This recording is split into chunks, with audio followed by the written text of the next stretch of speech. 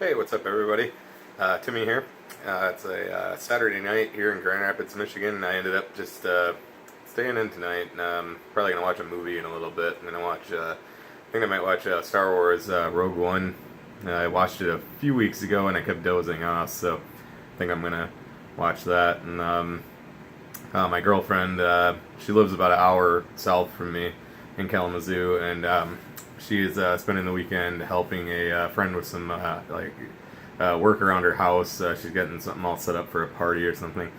So hopefully we'll see her tomorrow. But for the night, I just ended up sitting around, and I was out running some errands today, and I kind of got to thinking. I was listening to the new Shaggy 2 Dope album, which is fucking awesome, by the way. I got it Thursday when I got home from work, and it was here, and so I've listened to it several times so far, and it's fucking awesome. But that's not what I'm here to talk about. I was listening to that though, and just kind of got to thinking like how it sounds really old school, you know, and it kind of made me start thinking about ICP's earlier music, and of course like my not very first introduction to them, but very early on to having found them was Riddle Box, and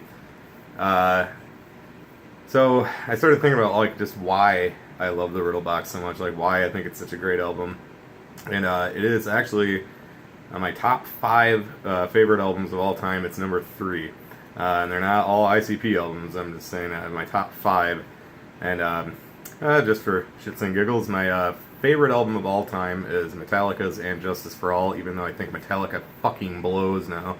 That album is fucking awesome. It's my favorite metal album. It's my favorite album of all time. And that's just pretty much the long and short of that. It's one of my probably like my favorite album of all time. Number two is this album by this little band called the Toadies from Texas. They're from Tyler, Texas, and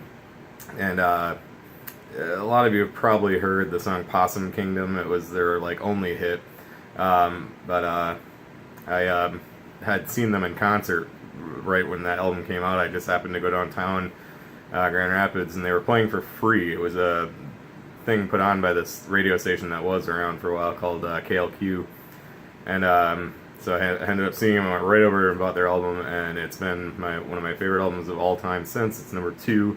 The album's called Rubberneck. I highly recommend it. It's awesome. Number three is Riddle Box. My fourth favorite album is this band by this band from Phoenix, Arizona called the Funk Junkies. Their album is called Injected. They have several albums, but that album is my favorite. I think that was their second album. They have actually toured with ICP before. I've seen them live a few times. I saw them once with ICP, but I've seen them several times. I've actually been listening to them longer than ICP. I got into them probably about a half a year, if not longer, before I ever heard ICP. And then my number five favorite album is Pink Floyd. What do I want to say? Fucking Dark Side of the Moon. I don't know, I was spacing on that for a minute. I'm not the biggest Pink Floyd fan, but I love that album from beginning to end. It's fucking incredible. So, got a little off topic there, but as far as why Riddle Box is my favorite ICP album, I started really dwelling on that, and so I kind of came to the conclusion that as far as the album itself, I think it's probably I always kind of think of it as their darkest album. I know a lot of people might say Hell's Pit. I love Hell's Pit, but I've always felt Hell's Pit was really forced. I felt like it was like they were really, really, really trying to make it super dark, and it is very dark, and it's a great album. But Riddle Box came off like more like very natural, I guess, if that makes sense. And so I love that style of music, or just that style in general. I love horror movies. I'm a huge horror movie fan. I love Halloween. I always have, long before ICP, and I was going to Hallowicked every year. I've always loved Halloween. My parents always used to have, when I was in elementary school, I had Halloween parties, you know, and had friends over for that, and that was always a lot of fun. So I have fond memories of that. So, and when I listen to the Riddle Box, I get very the imagery in my head is it gets very dark and macabre, you know. It goes with the songs and the lyrics, and like Old Evil Eye and Dead, Headless Boogie, Dead Body Man, all of them. Even if they're kind of comical, like they have a comical edge to them, they still give me a really really cool mental imagery in my head, like a movie going with the music. And I just always love that. Oftentimes I'll throw it on and throw some headphones on, just lay in bed, lights out, and eyes closed, and just it's like a movie that I'll listen to it from beginning to end, and it flows like a movie. It's fucking awesome. And so that's one of the big things. And then one of the other things that I think really draws me to this album, like I said, even though it wasn't the very first album I heard by them, it was very, very soon after. It came out very, within just a couple months after I first found them. And so I say, like, Carnival of Carnage and Ringmaster, especially Ringmaster, like, made me a fan of ICP. I was like, hell yeah, these guys are fucking awesome. Definitely gonna, stick with them for the long run. And but Riddle Box is what made me, a fucking straight up juggalo. I got it the day it came out, and I think, I'm not even kidding, by the end of the day I'd probably listened to it like 3 or 4 times, maybe 5 times. I listened to it like for weeks and weeks and weeks straight. After, like, from that point on, I didn't have a CD player in my car yet, and I made a cassette tape of it, and I would listen to it till it wore out and make another one. And then the very first time I saw ICP was it was in April of '96, so just a few months after Riddle Box came out. And I saw them. They played at a golf course, at the clubhouse of a golf course. They were supposed to play at a bar in East Grand Rapids, and the bar went out of business. It was called The Works, and it went out of business and ended up getting bought by a church, and it's still a church. It's called the Uptown Assembly of God now. And so they ended up having to reschedule the show, and they ended up doing the very final stop of the tour. Like, the very last stop was they moved it to in Standale. It's still Grand Rapids, but Standale area at Lincoln Country Club. And it's funny because I golf, and I still golf there, and it's always weird.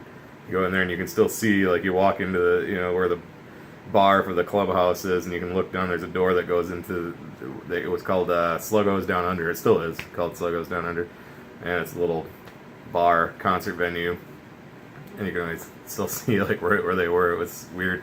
But so they played there, and it was packed. I mean, absolutely packed. It was probably about 200 people, but I mean, it was like this. You couldn't even move, and they trashed the place, of course, and it was awesome. I mean, by the time it was all done, the place was just, Faygo dripping from everywhere, plastic sheeting hanging everywhere, stuff all over the floor.